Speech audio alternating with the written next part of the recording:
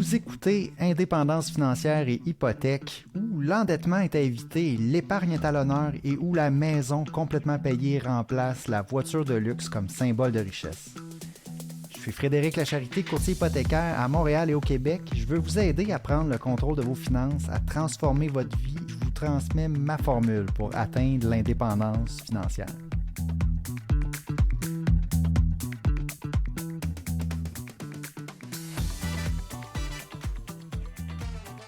Aujourd'hui, on fait l'épisode numéro 111. Je veux parler d'un concept qui s'appelle en anglais le flywheel ou en français volant d'inertie ou volant financier. OK? Mais en réalité, je ne sais pas vraiment s'il y a une traduction là, à flywheel. Donc, ça va être le contenu aujourd'hui. On va faire le parallèle entre ce concept-là que les entreprises peuvent utiliser pour améliorer la situation de l'entreprise et nos finances personnelles. Hein? On va appliquer le flywheel aux finances personnelles. Donc, je vais vous expliquer tout ça. Avant de commencer avec le contenu de l'émission aujourd'hui, je vais commencer par annoncer le gagnant du tirage du livre La manœuvre Smith, l'indépendance financière devient maître de ton hypothèque. C'est Nicolas qui a gagné le livre. Nicolas, je vais communiquer avec toi sous peu pour te demander tes informations, puis je vais t'envoyer le livre que tu as gagné. Prochaine annonce que j'ai à faire, c'est que le tirage va se continuer parce que j'ai 5 nouveaux livres à faire tirer. Et puis, là, ce que je vais faire, c'est qu'on continue, dans le fond, tous ceux qui ont communiqué avec moi déjà, qui se sont inscrits pour le tirage, vont avoir la chance de gagner les prochains livres qui vont être tirés. Donc, on continue, c'est la même formule, c'est la même chose qu'on a besoin de faire pour être éligible au tirage, c'est-à-dire me faire un avis sur une des 4 plateformes, donc Spotify, Apple Podcast, Google Review ou Facebook Review aussi. Donc, c'est possible d'aller mettre un avis sur une de ces 4 plateformes-là. Ensuite, c'est de m'envoyer un courriel pour me dire que vous voulez participer au tirage et je vais vous inscrire. Comme j'ai dit, ceux qui sont déjà inscrits dans le passé, vous allez avoir la chance de gagner dans les 5 prochains tirages. Je vais en faire tirer un par semaine dans les 5 prochaines semaines. Donc, 5 autres copies du livre, La manœuvre Smith, l'indépendance financière, devenez maître de votre hypothèque. Donc, c'est le prix. Donc, ça, c'était pour le tirage du livre qui continue avec les 5 autres exemplaires du livre que j'ai. Ensuite, avant de continuer avec le contenu principal du podcast aujourd'hui, je veux parler d'un message vocal que j'ai reçu. Je ne sais pas si vous vous rappelez, dans des épisodes précédents, je vous ai mentionné que vous pouvez me laisser un message vocal et je vais faire jouer ce message-là sur le podcast. L'idée, c'est que si vous avez quelque chose à dire, vous voulez faire entendre votre voix sur le podcast, vous avez cette page-là, frédériclacharité.com/message-vocal. Le lien est dans les notes de l'émission. Et puis là, j'ai reçu un message cette semaine que je vais vous faire jouer à l'instant. Salut Frédéric, félicitations pour ton accréditation de la manœuvre de Smith. C'est Monsieur Finance Fondamentale qui te félicite, donc bravo. Puis je sais avec qui je vais pouvoir faire affaire en mars-avril prochain pour mettre en place le produit pour ma famille. Donc félicitations, puis passe un beau week-end. Alors oui, voilà, c'était Monsieur Finance Fondamentale qui m'a laissé un message vocal cette semaine. Donc, ça m'a fait chaud au cœur qu'il m'envoie ce message vocal-là. Puis, évidemment, merci pour le message. Et puis, j'en profite pour parler de son podcast Finance fondamentale que j'écoute régulièrement. Il fait des résumés de livres sur la finance personnelle.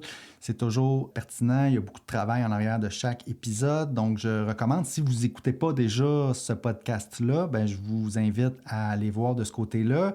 Je sais aussi qu'on peut s'abonner pour un faible coût mensuel pour avoir accès à des épisodes bonus. On peut aussi communiquer avec Monsieur Finance Fondamentale pour avoir des accompagnements financiers personnalisés.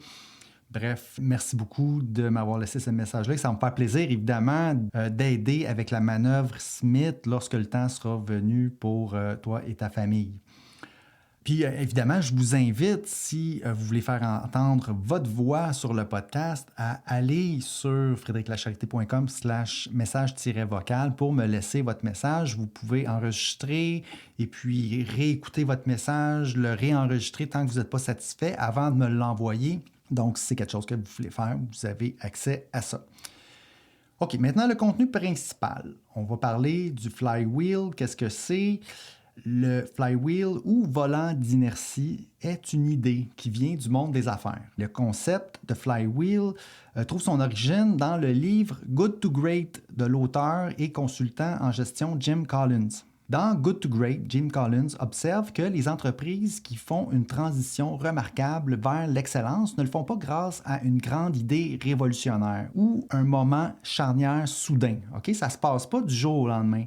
Les entreprises, elles progressent plutôt graduellement à force d'efforts constants dans la même direction. Il illustre cela par une analogie et je cite: imaginez un immense volant de métal extrêmement lourd. Votre travail est de le faire tourner sur un axe horizontal. Vous poussez lentement, difficilement, un tour puis un autre. Après un certain temps, le volant prend de la vitesse et à un moment donné, il tourne presque tout seul. C'est un effort cumulatif. Bien que l'analogie vienne de Collins, c'est plutôt Jeff Bezos avec Amazon qui l'a rendu célèbre en l'appliquant concrètement chez Amazon.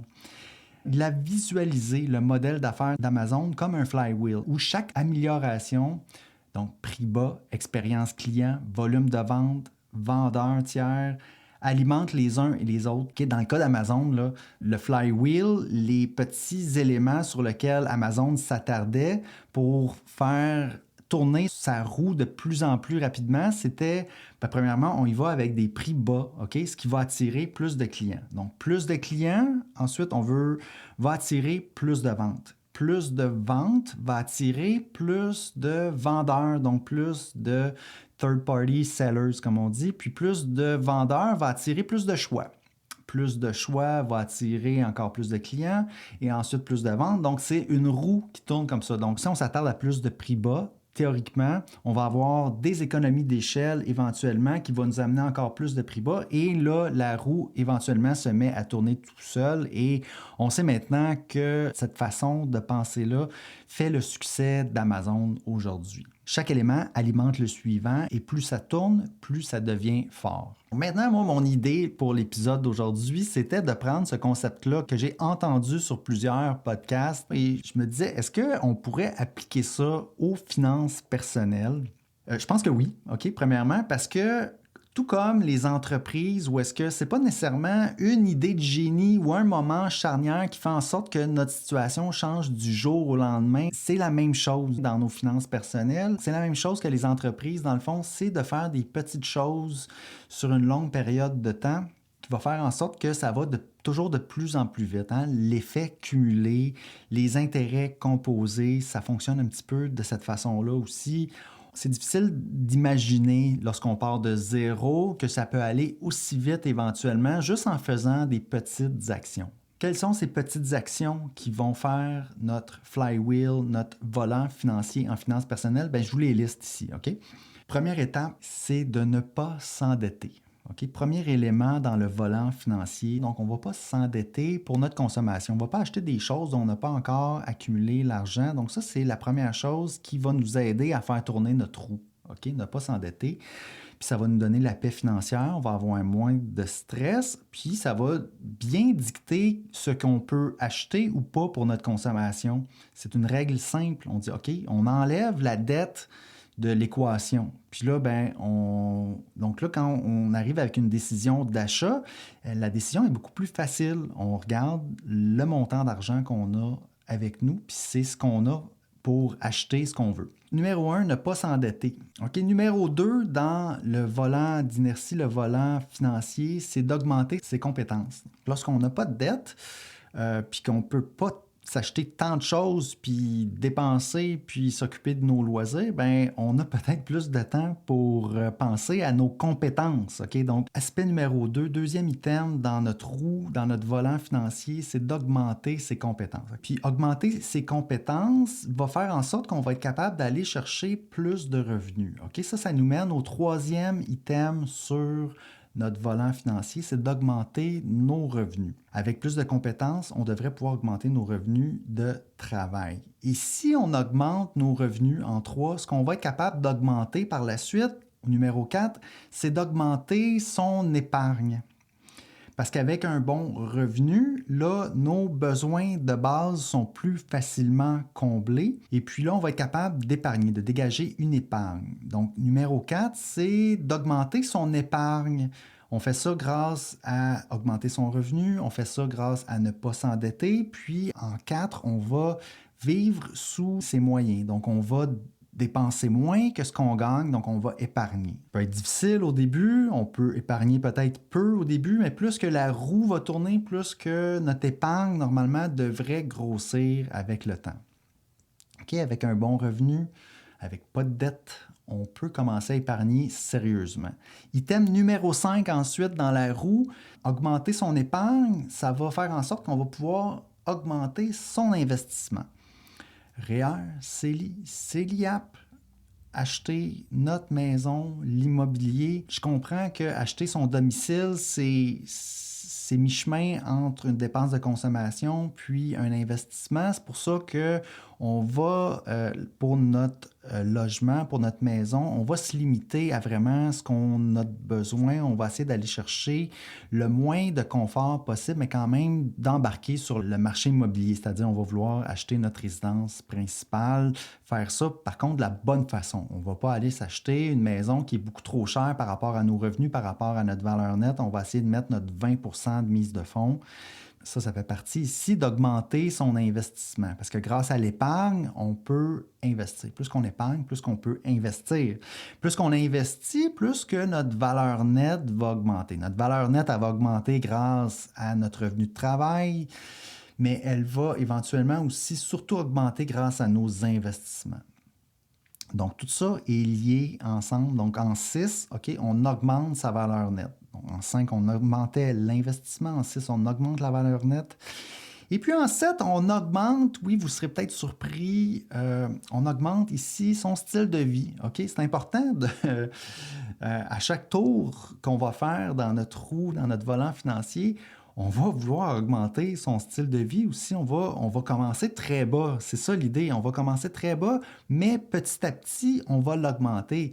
Mais sans jamais tomber dans la dette, sans jamais s'endetter pour notre consommation, on va réussir à augmenter son style de vie parce qu'on a réussi à bien épargner, parce qu'on a augmenté sa valeur nette. Vous vous rappelez, dans plusieurs épisodes, je dis souvent, notre style de vie, notre rythme de vie devrait être proportionnel à notre patrimoine, non pas proportionnel à nos revenus. Toutes ces petites étapes-là dans le volant financier, faut pas oublier qu'éventuellement, il faut en profiter. Donc, augmenter son style de vie, éventuellement, ça peut vouloir dire tellement de choses. Ça peut vouloir dire, on va peut-être réduire nos heures de travail éventuellement. Puis ça peut être très bon pour notre santé physique, notre santé mentale, pour notre vie familiale, de réduire son nombre d'heures travaillées. Donc, ça peut faire partie d'augmenter son style de vie. Et puis là, on a donné 7 items du volant financier. Et puis là, ici, je dis, on augmente son style de vie sans retomber dans la dette, sans s'endetter pour sa consommation. Et puis ça, on revient avec cet item-là à l'item numéro 1. Donc, ça fait le lien, ça boucle la boucle. Et on retombe à 1, ne pas s'endetter, conserver la paix financière. Ça va être difficile de faire tourner ce volant-là au début. Mais tout comme Amazon, ce travail en amont va faire en sorte que notre volant va tourner de plus en plus rapidement. On va éviter la dette, augmenter ses compétences. Grâce à ça, on va augmenter nos revenus. Augmenter ses compétences en passant, ça peut être lié à notre domaine de spécialisation, notre travail. Ça devrait être surtout ça en premier. Mais éventuellement, ça pourrait devenir des compétences d'investissement. Parce qu'au fur et à mesure qu'on augmente notre valeur nette, on a besoin d'un petit peu de connaissances financières. Plus qu'on a d'actifs financiers, plus que ça va être profitable pour nous d'avoir des bonnes connaissances de base en fiscalité, en investissement, en placement. Mais à la base, je pense que lorsqu'on part de zéro, nos connaissances en investissement sont un peu moins importantes. C'est plus important d'avoir des compétences dans un domaine où est-ce qu'on va pouvoir tirer un revenu de travail. évidemment, si on veut se lancer dans l'investissement pour que ça devienne notre travail, c'est-à-dire peut-être investir l'argent des autres, bon, ben là, oui, on peut commencer peut-être par ça, mais généralement, les compétences vont être concentrées sur nos compétences de travail dans notre domaine d'expertise. Puis notre domaine d'expertise, moi, je me concentrerai là-dessus beaucoup, très longtemps. Puis éventuellement, plus notre patrimoine va grossir, plus on va avoir besoin de connaissances en investissement pour devenir un bon investisseur, pour pouvoir protéger notre patrimoine, puis le faire fructifier. Donc, augmenter son épargne, toujours important tout au long de notre cheminement lorsqu'on fait tourner ce volant-là. À chaque fois qu'on a un revenu, de se conserver une bonne partie de ce qu'on gagne. Parce que si éventuellement on se met à dépenser plus que ce qu'on gagne, notre roue elle va ralentir, notre volant va ralentir, ça va diminuer nos investissements, ça va diminuer ralentir l'augmentation de notre valeur nette. Chacun de ces petits éléments-là dans le volant financier sont importants. Augmenter l'investissement, bien oui, on ne peut pas juste laisser ça dans un compte épargne, dormir, on doit faire travailler notre patrimoine pour au moins battre l'inflation, puis on veut aussi suivre ce que le capital fait comme rendement sur le long terme. On veut être capable de calquer ça avec nos investissements, mais oui, il faut se garder une bonne liquidité, un bon cash flow, ça c'est important aussi. Puis tout ça va faire en sorte qu'on veut augmenter notre valeur nette. Donc, garder à l'esprit sa valeur nette, donc numéro 6, on va de temps en temps faire une petite vérification, on va le calculer, on va voir est-ce que ça augmente ça, la valeur nette pour nous, puis est-ce qu'on a un ajustement à faire si ce n'est pas le cas, et puis après ça, augmenter son style de vie. Je le mets en dernier ici, on veut retarder la gratification. C'est clé pour s'enrichir, on veut retarder la gratification, mais on veut avoir la gratification éventuellement. On ne va pas juste empiler, puis rien faire avec tout ça. Il faut que ça serve à quelque chose. Donc, on va l'augmenter, notre style de vie, mais c'est la dernière étape dans la roue. Puis voilà, c'était ça le parallèle que je voulais faire. J'espère que ça vous donne des idées, que ça vous inspire, que ça vous motive pour cheminer vers l'indépendance financière, faire chacune de ces étapes-là dans les finances personnelles. Je pense que d'avoir ce volant financier-là, ce volant d'inertie-là comme framework va faire en sorte qu'on va avancer, qu'on va se diriger dans la bonne direction. Okay, le but, c'est pas de courir, mais c'est de bâtir une dynamique puissante, durable. Au début, c'est lent, puis plus qu'on avance, plus ça travaille pour nous, okay, puis que ça roule tout seul. Donc voilà, c'est tout pour aujourd'hui. Je vous invite à partager cet épisode-là avec quelqu'un qui voudrait enclencher un changement durable dans sa vie, un changement durable pour ses finances personnelles. N'oubliez pas de vous inscrire au concours si ce n'est pas déjà fait, le tirage du livre La manœuvre Smith, l'indépendance financière, devenez maître de votre hypothèque. Et puis, je vous rappelle que vous pouvez toujours me laisser un message vocal si vous voulez entendre votre voix sur le podcast, si vous avez envie de participer. Et voilà, c'est tout. Je vous dis à jeudi prochain et je vous souhaite un bon cheminement vers l'indépendance financière.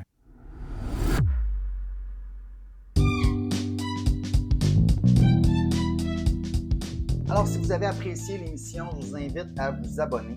J'ai aussi une page Facebook à laquelle vous pouvez vous abonner. Ça s'appelle Frédéric Lacherté, courtier hypothécaire. Vous verrez passer mes publications hypothécaires quotidiennement. Si vous avez des questions ensuite d'hypothèque pour moi, achat, renouvellement, refinancement, n'hésitez pas à communiquer avec moi en prenant un rendez-vous. L'adresse parleravecfred.com, c'est un site, ça va vous mener directement sur mon calendrier. Vous pouvez choisir la date, l'heure, choisir le moment qui vous convient pour prendre rendez-vous. Ensuite, par courriel à hypothèque au pluriel, donc hypothèque avec un S, à commercial frédériclacherté.com. Téléphone 514-243-8994. Toutes ces infos-là sont disponibles dans les notes de l'émission. Puis ça me fera plaisir de parler d'indépendance financière et d'hypothèque avec vous.